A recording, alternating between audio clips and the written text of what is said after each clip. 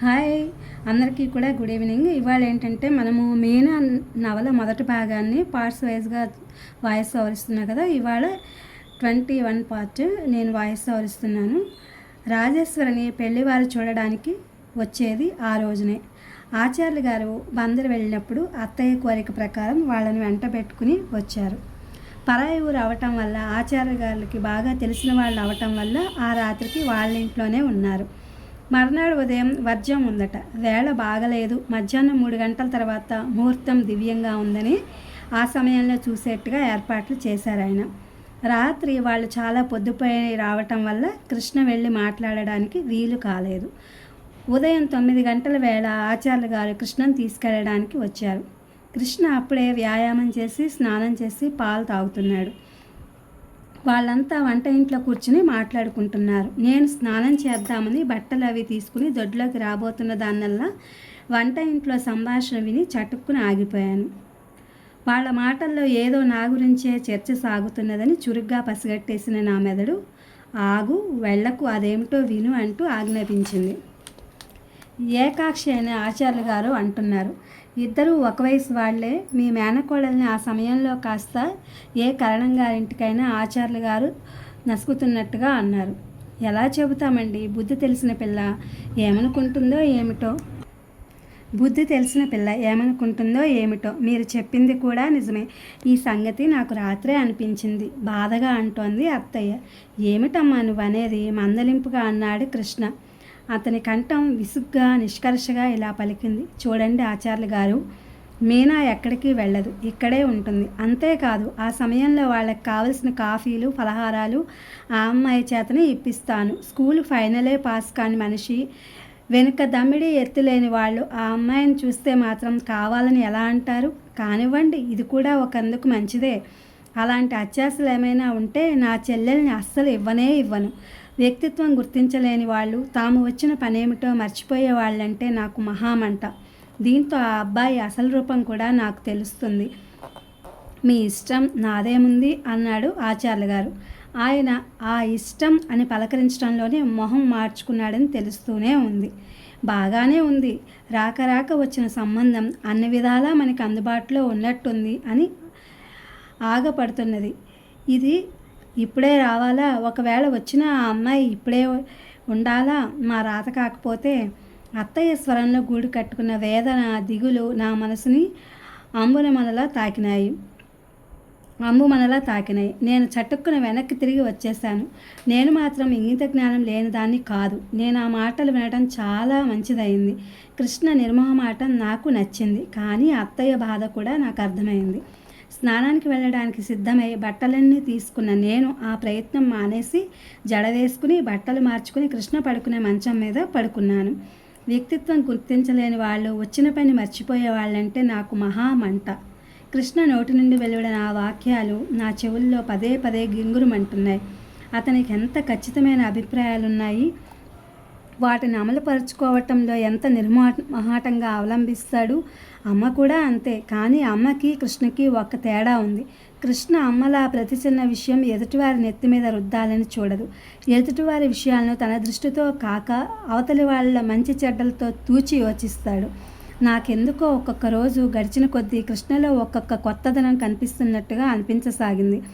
నా కన్నె మనసులో నాకు తెలియకుండానే అతని గురించి అస్పష్టంగా ఒక తీయటి కళ రూపొందసాగింది. నాన్న తర్వాత నాకు నచ్చిన మొట్టమొదటి మగవాడు ఇతనేనన్న విషయం నాకు బాగా గుర్తుకు రాసాగింది. ఆచార్యులు గారితో వాళ్ళ ఇంటికి వెళ్ళబోతున్న కృష్ణ ఎందుకో నా గదిలోకి వచ్చాడు. నేనెప్పుడూ లేనిది పగలు తన మంచం మీద పడుకుని ఉండటం చూసి అతని కళ్ళల్లో లీలగా ఆశ్చర్యం కనిపించింది. పడుకుని ఉన్న నన్ను చూడగానే మొహమాటంగా వెళ్ళిపోబోయాడు. పర్వాలేదులే రా అన్నాను. కృష్ణ వెనక్కు తిరిగి లోపలికొచ్చి నా తలవైపున ఉన్న అల్మారాలోంచి పరసు జేబురుమాలు తీసి లాల్చీ జేబులో పెట్టుకుంటూ పడుకున్నావేం అన్నాడు. తలనొప్పిగా ఉంది అన్నాను కణతలు నొక్కుంటూ. లేచి స్నానం చేసి వేడివేడి కాఫీ తాగు, అదే పోతుంది చెప్పేసి బయటకు వెళ్ళిపోయాడు. నేను మంచానికి అంటుకుపోయిన దానిలా మళ్ళీ లేవనే లేదు. భోజనం కూడా తిరస్కరించాను. భోజనం ఎందుకు వద్దన్నానంటే ఒక్క పూట భోజనం మానేసినా, ఎక్కువగా ఆలోచించినా నా ముఖం సాయంత్రం అయ్యేసరికి వాడిపోయి సుస్థి పడిన దానిలో అవుతుందని నాకు తెలుసు. మధ్యాహ్నం అవుతోంది. అత్తయ్య వంట ఇంట్లో రాబోయే పెళ్లివారికి టిఫిన్ చేసి ఉంచడంలో హడావిడి పడుతోంది. ఆవిడికి సాయపడడానికి మంగమ్మ గారు కూడా వచ్చింది. నేను రాజును తయారు చేయడం ప్రారంభించాను. ఇదివరకు లాగానే వదులుగా జడవేసి ఒక పక్కగా పువ్వు పెట్టాను. చెవులకి పొట్టుగా ఉన్న ముత్యాల జూకాలు పెట్టాను. మెళ్ళో పైకి పైట మీద కనిపించేలా జంట హంసలతో అందమైన పథకమున్న ముత్యాల గొలుసు వేశాను. కుడి చేతికి ముత్యాల గాజు ఒకే ఒకటి వేసి ఎడం చేతికి నా రిస్ట్ వాచ్ పెట్టాను. ఆకుపచ్చ నలుపులో ₹1 డాట్స్ ఉన్న తెల్లటి ఫుల్ వాయిల్ చీరలో, మెడకి చేతులకి నల్లటి గోటు ఉన్న తెల్లటి జాకెట్తో రాజేశ్వరి అప్సరసలా ఉంది. ఆడపిల్లనైన నేనే కళ్ళు మార్చుకోలేకపోయాను. రాబోయే అతను ఎవరో కానీ చాలా అదృష్టవంతుడు. రాజేశ్వరి అందంగా ఉంది, కానీ అందానికంటే మించిన మరో సుగుణం, నిదానం ఉంది. మగవాళ్ళు ఆడవాళ్ళల్లో కోరుకునే వినయ విధేయతలున్నాయి. ఎలాంటి వాడి జీవితంలోనైనా మూగగా, నిశ్శబ్దంగా, అంతర్వాహినిలా ఐక్యమైపోయే స్వభావం కలది. ఎవరి జీవితంలో అడుగు పెడుతోందో అతను అదృష్టవంతుడు. ఎందుకంటే అతని జీవితం నందనవనం అవుతుంది. కృష్ణ పెళ్లివారిని తీసుకొచ్చాడు. అతను వెళ్ళేసరికి రాజేశ్వరి జడ వేసుకుని కాటుక బొట్టు పెట్టుకుంది. కానీ ఈ అలంకరణ అంతా మొదలవలేదు. నా చేతులతో నేనే స్వయంగా శ్రద్ధగా అలంకరించిన రాజేశ్వరిని పూర్తయిన తర్వాత అత్తయ్యని మంగమ్మ గారిని పిలిచి చూపించాను. రాజేశ్వరిని చూచిన అత్తయ్య సంతృప్తిగా తలపి లోపలికి వెళ్ళిపోయింది. లక్ష్మీదేవిలా ఉన్న ఆప్యాయంగా మెటుకలు విరుస్తూ అంది మంగమ్మ గారు. కృష్ణ ఇంటికి రాగానే పెళ్లివారిని ముందు హాల్లో కూర్చోబెట్టి రాజేశ్వరిని చూడడానికి మేమున్న గదిలోకి వచ్చాడు. అయిందా రాజు? సమాధానంగా నాతో పాటు మంచం మీద కూర్చున్న రాజేశ్వరి లేచి నిలబడింది. ఒక్క క్షణం కళ్ళు చురుగ్గా రాజేశ్వరిని ఆశాంతం పరీక్షించాయి. ఆ కళ్ళల్లో ఆనందం, ఆశ్చర్యం, సంతృప్తి కదలాడడం నేను గమనించకపోలేదు. కానీ వెంటనే ముఖం చిట్లించాడు. కనుబొమ్మలు ముడుచుకున్నాయి. చిరచిరలాడుతున్నట్టుగా చూస్తూ, ఈ అలంకారం అంతా ఏమిటి? ఇదంతా చేసుకోమని ఎవరు చెప్పారు నీకు? అన్నాడు. నేను తెల్లబోయాను. రాజేశ్వరి పిడుగుపడిన దానిలా చూసింది. తీ ఆ లోలాకులు, గాజులు, గొలుసు అన్నీ తీసేయి. ఆ చీర కూడా విప్పు అన్నాడు. అతని నోటి నుంచి ప్రశంసా వాక్యాలు వస్తాయని ఎదురు చూస్తున్న నేను హఠాత్తుగా అతను అలా చిరాకు పడడం చూసి ఏమనాలో తోచని దానిలా నిలబడిపోయాను. ఇంతలో అత్తయ్య గదిలోకి వచ్చింది. ఆవిడ వెంట మంగమ్మ గారు కూడా వచ్చింది. కృష్ణ గిరుక్కున అత్తయ్య వైపు తిరిగి కోపంగా అన్నాడు. ఏమిటమ్మా ఇదంతా? నువ్వు చేసావా? ఇంత చిన్న విషయం కూడా నేను మీకు చెప్పాలన్నమాట. ఎలా దాన్ని తయారు చేయాలో కూడా తెలియలేదా నీకు? అత్తయ్య తెల్లబోయిన దానిలా మాట్లాడలేదు. కానీ మంగమ్మ గారు ఊరుకోలేదు. ఆవిడ అందుకుంది. అమ్మాయికి ఏమైందిరా? అచ్చు లక్ష్మీదేవిలా ఉంటే. ఉంటుంది, కానీ కట్నం ఇవ్వలేమని బేరాలాడుతున్న మనం పిల్లని ఇన్ని నగలతో చూపిస్తే ఎంతైనా బాగుంటుంది. అసలైన ఇంత అలంకారం దేనికి? ఇదేమైనా బ్యూటీ కాంటెస్టా? పిల్ల ఇంట్లో ఎలా ఉంటుందో అలా చూపాలి కానీ రాజు ఎవరికో మతి లేదనుకో, నీకెలా లేకపోయిందే అంటూ గబగబా పిల్లలందరూ బట్టలు పెట్టుకునే పెట్టె దగ్గరికి వెళ్ళి దాన్ని తెరచి అందులో రాజుకున్న ఒకే ఒక మంచిది తెలుపు చీర, చిన్న చిన్న పూలున్న తెల్ల చీర తీసి మంచం మీద గిరాటేస్తూ 2 నిమిషాల్లో తయారవ్వాలి. ఆ నగలన్నీ తీసేయి. చేతులకి నీ ఎర్రటి మట్టి గాజులు వేసుకో. నేను మళ్ళీ ఈ గదిలోకి వచ్చేసరికి నువ్వు సిద్ధంగా ఉండాలి అని ఆజ్ఞాపించి, రామ్మ, ఈ లోపల వాళ్ళకి కాఫీలు ఫలహారాలు ఇచ్చేద్దాం అన్నాడు. అత్తయ్య మంగమ్మ గారు కృష్ణ వెనక వెళ్ళిపోయారు. నేను రాజేశ్వరి వైపు చూశాను. రాజేశ్వరి ఏడుపు ఆపుకుంటున్నట్టుగా క్రింద పెదవి పళ్ళతో నెక్కుపెట్టి గబగబా గొలుసు, గాజులు అన్నీ తీసేసింది. చకచక ఎర్ర రంగు మట్టి గాజులు 4 వేసి 2 చేతులకి వేసుకుంది. నేను కట్టిన చీర శాటిన్ లంగా విప్పి తన లంగా మీద కృష్ణ పడేసిన చీర కట్టేసుకుంది. జడలో గులాబీ కూడా పీకి మంచం మీద పడేసింది. టైం లేకపోతే జడ విప్పి బిగువుగా వేసుకునేదేమో. ఓడిపోయినట్టున్న నాకు ఈ అవమానం రాజేశ్వరిదా నాదా అనిపించసాగింది. నిశ్చేష్టురాలని అయిపోయిన నేను నీరసంగా మంచమంచున కూర్చుని గోళ్లు కొరకసాగాను. బయట గదిలో కృష్ణ పెళ్లివారని మంచినీళ్ళు కావాలా, ఇంకో 2 పకోడీలు తీసుకోండి అంటూ ఎంత నమ్రతగా, మర్యాదగా ఉట్టిపడుతున్న కంఠంతో బలవంతం చేస్తున్నాడు. క్షణం క్రితం కోపంతో కంగుమని ఎదుటివాళ్ళని మూఢుల్ని చేసిన కంఠానికి ఇప్పుడు ఈ స్వరానికి పోలికే లేదు. కృష్ణ సంగతి తెలియని వాళ్ళంతా మొదట నేననుకున్నట్టే ఎంత మెత్తటి మనిషో అని అపోహపడే అవకాశం ఉంది. 5 నిమిషాల్లో కృష్ణ చెప్పి వెళ్ళినట్టుగా మళ్ళీ గదిలోకి వచ్చాడు. రాజేశ్వరి భయంగా అతని వైపు చూసింది. ఈసారి కృష్ణ కళ్ళు సంతృప్తిగా చూసినాయి. దగ్గరగా వచ్చి రాజేశ్వరి ముఖం పట్టి పైకెత్తి, ఏది ఇలా చూడు, ఉండు, ఈ చివర కంటి కాటుక ఎక్కువ కొన వచ్చేసింది అంటూ తన జేబు రుమాలు తీసి తుడిచాడు. పౌడర్ అడిగి తీసుకుని తనే ఆ కాటుక కనిపించకుండా సరిదిద్దాడు. తర్వాత హఠాత్తుగా నవ్వుతూ రాజేశ్వరి నెత్తి మీద చిన్నగా మొట్టి, ఏం భయం లేదు, మరీ బిగుసుకుపోయినట్లు కూర్చోకు, వాళ్ళు నిన్ను తినడానికి కానీ ఎత్తుకుపోవడానికి కానీ రాలేదు. ఏదైనా అడిగితే బెదిరిపోయి తడబడ్డావంటే నీకు నత్తి ఉందని నచ్చలేదంటారు. చక్కగా సమాధానం చెప్పు. నీకేదైనా భయం వేస్తే నా వైపు కానీ అమ్మ వైపు కానీ చూడు, తెలిసిందా అన్నాడు.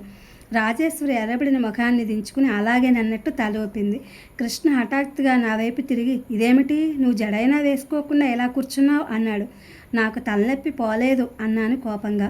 కృష్ణ రాజేశ్వరిని వెంట తీసుకుని వెళ్ళిపోయాడు.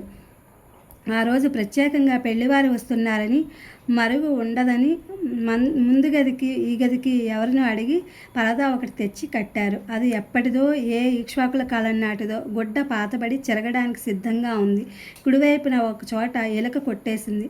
పరదా నిండా ముదురు రంగు పువ్వులు ఉండడం వల్ల పరీక్షగా చూస్తే తప్ప అక్కడ చిరుగు ఉన్నట్టు కనిపించడం లేదు. రాజేశ్వరి వెళ్ళిపోయిన తర్వాత ఆ పరదా దగ్గరికి వచ్చి ఆ కన్నంలోంచి చూడసాగాను. పరదా చాలా పొడవుగా ఉండటం వలన నేలకి ఆనుకుని వేళ్లాడుతోంది. కాబట్టి నేను కానీ నా పాదాలు కానీ వాళ్ళకి కనిపిస్తాయనే భయం ఏమీ లేదు. ముందు గదిలో మామూలుగా పట్టమంచం వేసి ఉండే చోట అది తీసేసి 3 కొయ్య కుర్చీలు వేశారు. ఆ కుర్చీల ప్రక్కన ఇంకో చిన్న స్టూలు ఉంది. వాటికి ఎదురుగా గది మధ్యగా ఒక చాప వేసి ఉంచారు. ఆ చాప మీద రాజేశ్వరి కాక ఇంకొక వయసు మళ్ళిన ఆవిడ, మరో 3 ఆడపిల్లలు కూర్చుని ఉన్నారు. కుర్చీల 3 తలుపు దగ్గరగా రాజేశ్వరికి ఎదురుగా పెళ్లి కొడుకు కాబోలు ఒక 25 ఏళ్ల పడుచువాడు. అతని ప్రక్కన అతని పోలికలు స్పష్టంగా కనిపిస్తున్న ముసలాయన. ఆయన తర్వాత ఆచార్యులు గారు కూర్చుని ఉన్నారు. కృష్ణ గోడవారగా ఒక ప్రక్కగా నిలబడి ఉన్నాడు. అతనిలో ఒక విధమైన హుందాతనంతో పాటు బాగా పెద్ద మనిషి తరహా కూడా కనిపిస్తోంది. ఆడవాళ్ళు రాజేశ్వరిని మ్యూజియంలో కూర్చోబెట్టిన బొమ్మను చూసినట్టు పరీక్షగా చూస్తున్నారు. నేను పెళ్లి కొడుకుని పరీక్షగా, నకసిక పర్యంతం విమర్శగా, దీక్షగా రెప్పవాల్చకుండా చూడసాగాను. అతను ఒక మాటలో చెప్పాలంటే జూలో జంతువులా విచిత్రంగా వినోదంగా ఉన్నాడు. శరీర ఛాయ చామన ఛాయకి ఒక రంగు తక్కువే. కనుబొమ్మలు ఒత్తుగా పొదల్లా ఉన్నాయి. ముక్కు దృఢంగా పొడుగ్గా మొహానికి మించి ఉండడంతో ముఖం వైపు చూడగానే ఒక ముక్కే కనిపిస్తోంది. కళ్ళు చిన్నవిగా ఉన్నాయి. పెదవులు బండలా మోటుగా, సిగరెట్ కాల్చే అలవాటు ఉన్నట్టు నల్లగా, లోపల ఎర్రగా ఉన్నాయి. పక్క పాపిడి తీసుకుని వ్యాజ్లైన్ బాగా రాసుకుని అణచినట్లు దువ్విన ఆ జుట్టు దట్టమైన వంకీలతో ఒక పక్క కొండలా, మరో పక్క మామూలుగా ఉంది.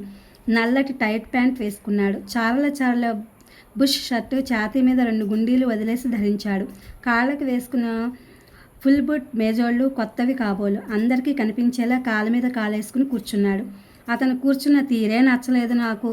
మగవాళ్లలో కల మగసిరి హుందాతనం అసలు వాళ్ళు కూర్చోవడంలోనూ మాట్లాడడంలోనే కనిపిస్తుందని నా నమ్మకం. అతనిని చూడగానే మార్చుకుని చురా చూసి గిరుక్కున లేచి లోపలికి రాకుండా ఓపికగా అక్కడే కూర్చున్న రాజేశ్వరి సహనానికి నేను ఆశ్చర్యం పొందాను.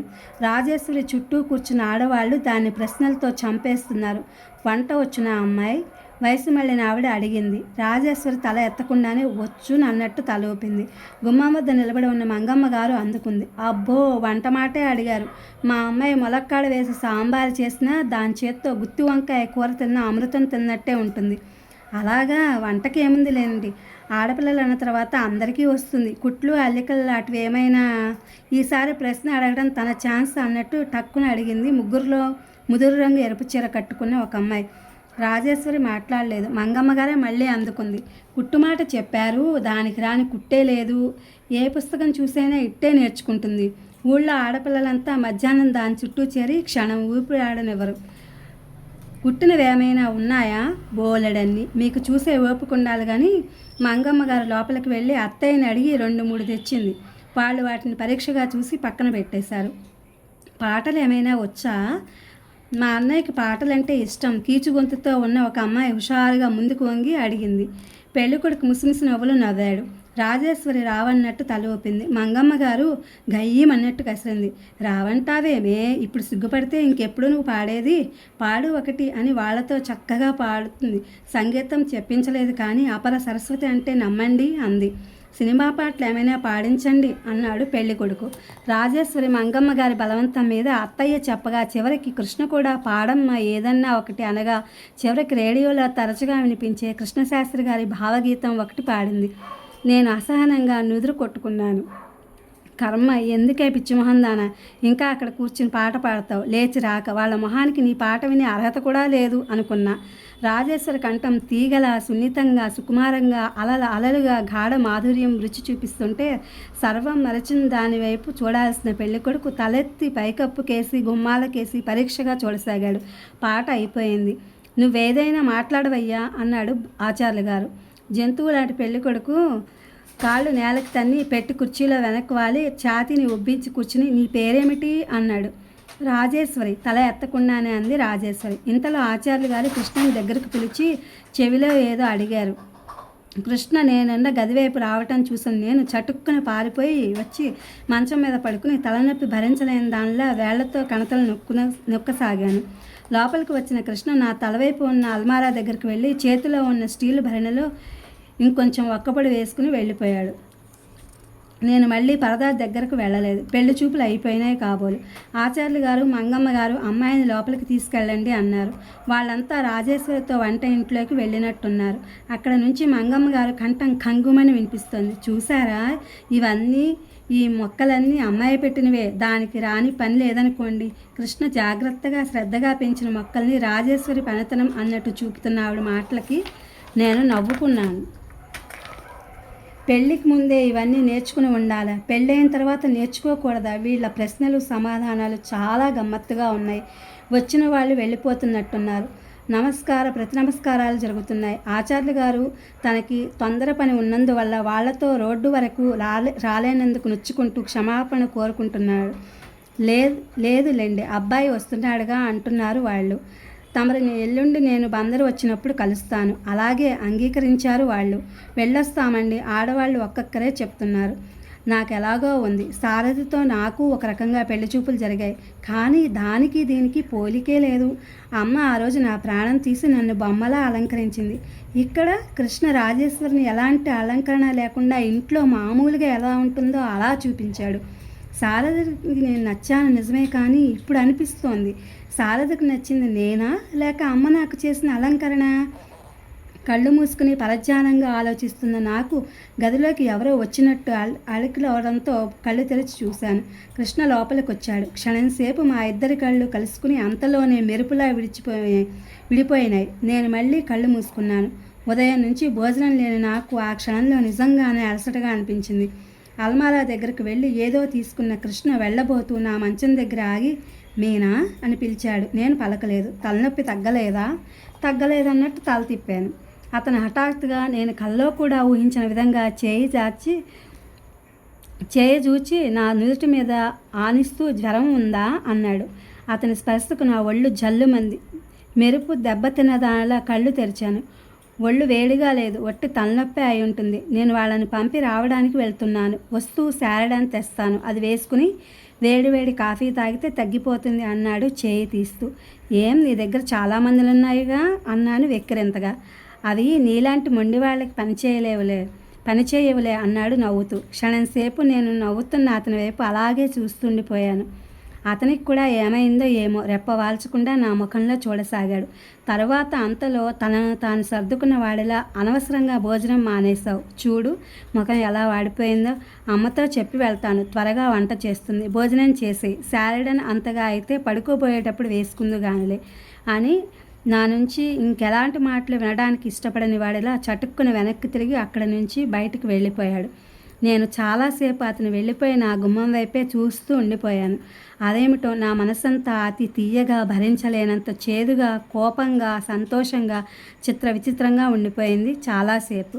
ఇది ఫ్రెండ్స్ మీనా నవల మొదటి భాగం, పార్ట్ 21వ భాగము వాయిస్ ఓవర్ ఇస్తున్నాను. విని ఆనందించండి. ఇది మీకు నచ్చుతుంది అనుకుంటున్నాను. Please my channel like, share, subscribe and comment. Thank you for watching. Thank you for our support.